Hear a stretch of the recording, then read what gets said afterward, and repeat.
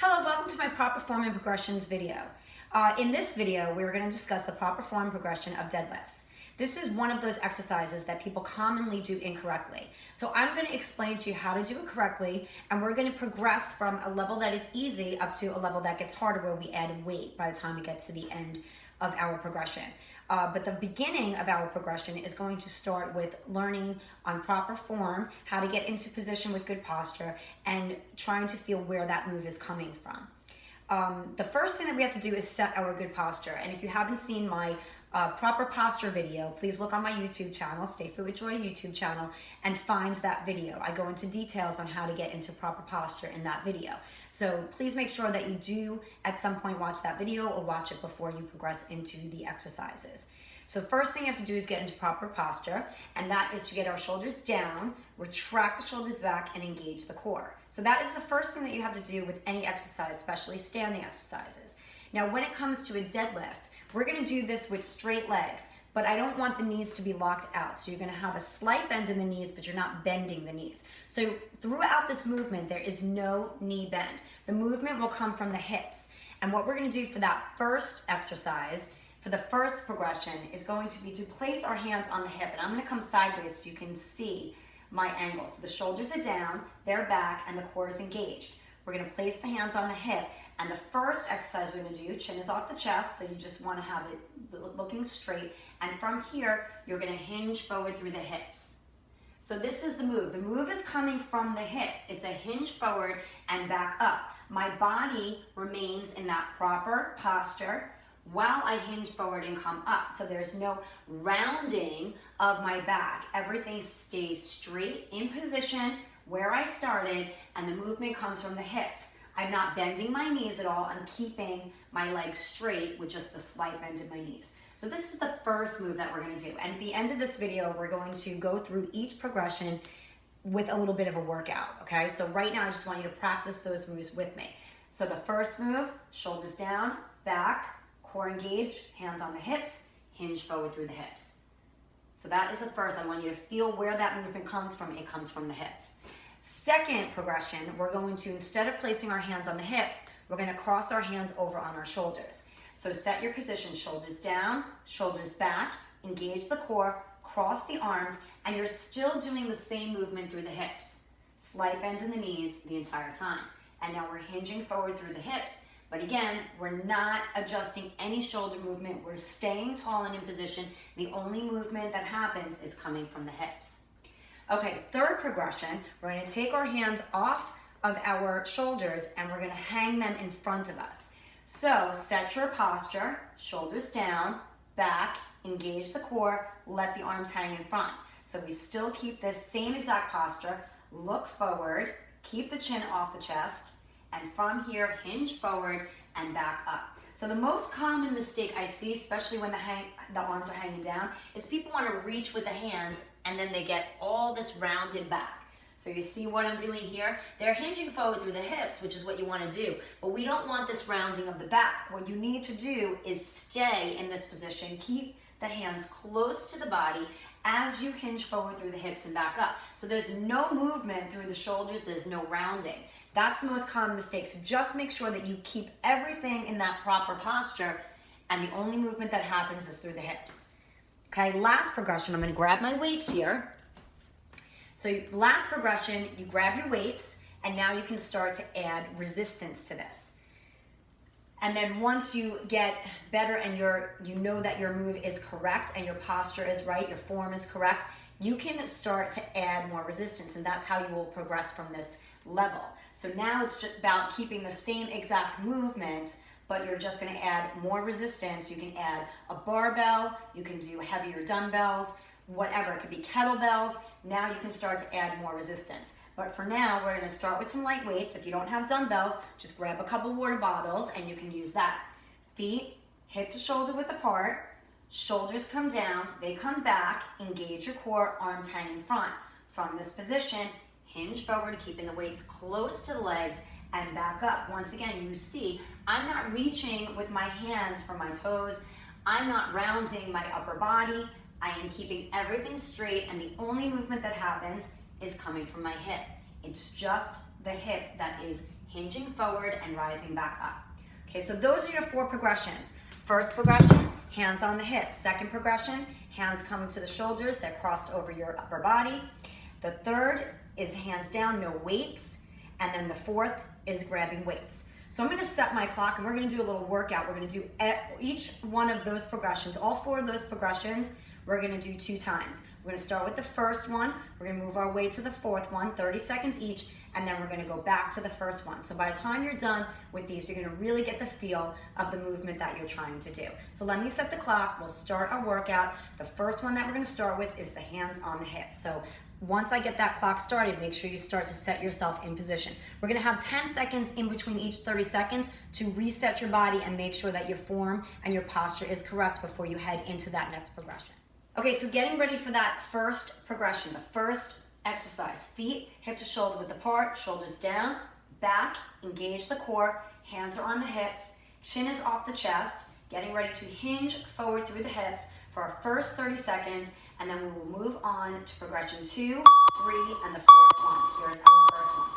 Hinge forward and come on up. Hands stay on the hip, making sure that you're keeping that back straight, the shoulders down and away from the ears, the back retracted, so you can even bring those elbows back, make sure they're not coming forward, bring them back. That's gonna help you get into that good form, taking the back behind you instead of forward. No rounding. This helps, hands on the hips really helps to keep you in that good upper body form. Good. One more in, and now we got 10 seconds. We're gonna cross our hands, make sure our shoulders are down, they're back, and the core is engaged. Once again, hinging forward through the hips. Start from here. Hinge forward through those hips. So now we're on that second progression. This is a little bit harder to keep your shoulders back and down. You got to think about that engagement. Because now everything is in front of you, you want to tend to roll the shoulders forward, but you're not going to do that. You're going to keep your back active, your shoulders down, and your core engaged, and the only movement happening is coming from those hips. Good. Let's get one more in, and then you have those 10 seconds. All we're going to do is let the arms hang in front, shoulders down, shoulders back, engage the core, reset your form, reset your good posture. Same thing, hinging forward through the hips and rising back up. The only movement is that hinge, keeping a slight bend in the knees the entire time. You're not tucking that chin in, you're not looking up. You're just keeping that neck in a neutral alignment with the spine. Hinge forward and rise back up. Keep those hands close to the body too. Don't bring them in front. Don't try to reach for your toes. Just hinge forward as far as you feel you can go comfortably. Get that last one in. Now grab your weights. You're going to have to reset your posture once you grab your weights. So shoulders down, shoulders back. Make sure your feet are hip shoulder width apart. Weights to the front. Engage the core. And now you've got that resistance. Keep those weights close to the body. Don't let them come too far in front of you. And don't try to reach for the toes. Keep that good posture throughout. Good, and make sure in between each one you come all the way up. Do not stop here. Make sure it's all the way to good standing every time. And now we're gonna go back to that first one. Good, so let's put those weights down for now. Place your hands back to your hips, shoulders down, shoulders back, engage the core. Feet hip to shoulder width apart, and make sure, again, as you hinge forward, you come all the way back up. So for the first time around, if you were not coming all the way back up, make sure you come all the way up. Start to really feel where that movement is coming from second time through. Squeeze your glutes as you come up, making sure you come all the way up. Engage that core. Make sure you set yourself, squeeze, shoulders down, shoulders back. Start to really nitpick now once you start to feel where the movement's coming from, where that posture needs to be, and keep resetting yourself. Hands across. Make sure the shoulders are down, they're back, the core is engaged. Reset yourself, and again, hinge forward through the hips. Making sure you're not rounding forward. Come on up, squeeze your glutes. Engage your lower body. You should feel that stretch in the hamstrings of the legs. You should feel the back doing some work here. but you want to keep that core engaged to support that back. Keep it strong. Good. Come all the way up. Release the hands down. No weights. Shoulders down, shoulders back. Engage the core. Make sure you're in proper form. Progression number 3. Hinge forward. Rise up. Again, keeping your back nice and straight. Keeping your hands close to the body. Not rounding those shoulders. Good.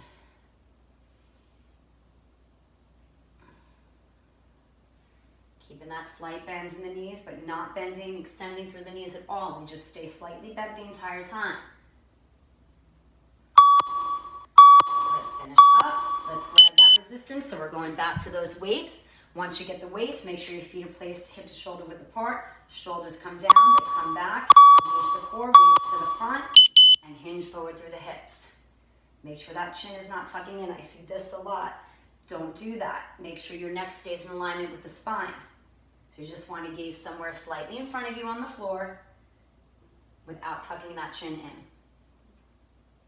Hinge forward again. You're not trying to reach for the toes. You're not rounding the shoulders. You want to keep that upper body active. So you've got to squeeze those shoulder blades back.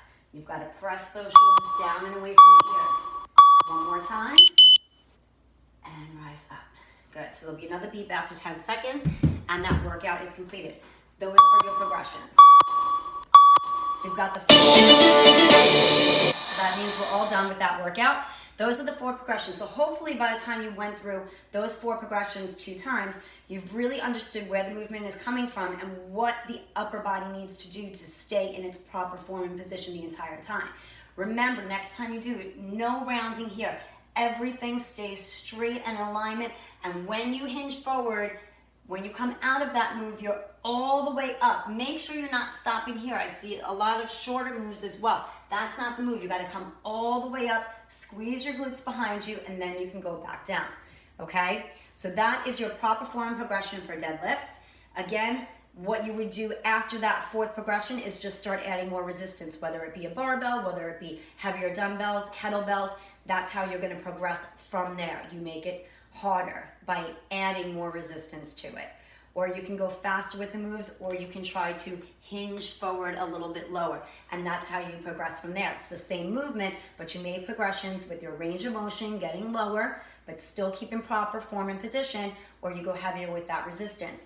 But if you find that you're not holding proper form and posture because you went up in resistance, then you need to go back down until you get strong enough to proceed to that heavier resistance. So if you want to see more proper form progression videos, make sure you visit my YouTube channel, Stay Fit with Joy. You can also find other information and videos and recipes, my blog at stayfitwithjoy.com, so make sure to visit me there. I have a Facebook page, Stay Fit with Joy, as well on Facebook, and I am also on Instagram, Stay Fit with Joy. So make sure you visit me on all the different social media platforms, you check out my videos, and you work on that proper form and posture now for those deadlifts. Whenever you are doing your own workout, or you hit some classes, or you do videos, you now will know the proper way to do it.